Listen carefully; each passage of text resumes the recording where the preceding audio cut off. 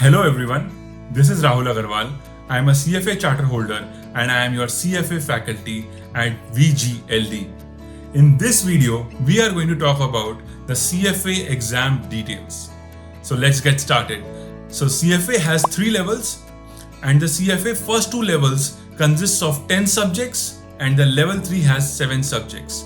Now make a note that in CFA, unlike many other courses, the same subject is digged deeper as you keep moving forward to each level.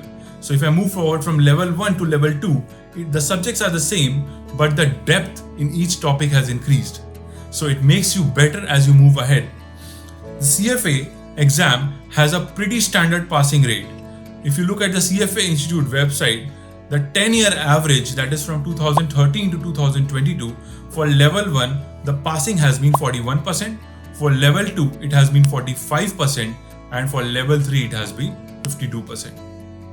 Now, the CFA exam is held at different time periods during the year, with level 1 being held 4 times, that is in February, May, August, and November.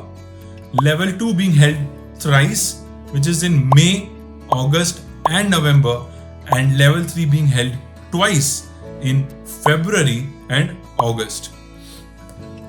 Now, the format of the exam.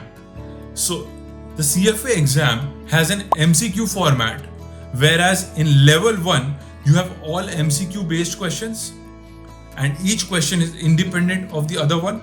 In level 2, you have case study based MCQ questions. That is, unlike level 1, you will be given a full length case study and a set of 4 or 6 questions in each case study.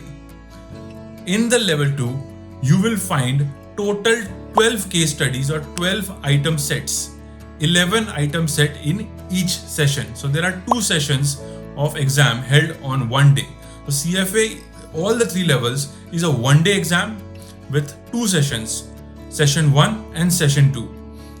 Each session you get around 2 hours 12 minutes to complete the paper, and then you get an optional break, so you can take a break after completing session 1.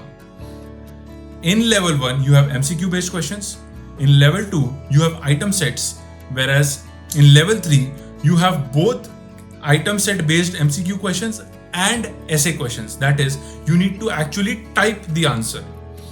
So earlier it was a written based exam, so we had to write the answer. Now we need to type the answer.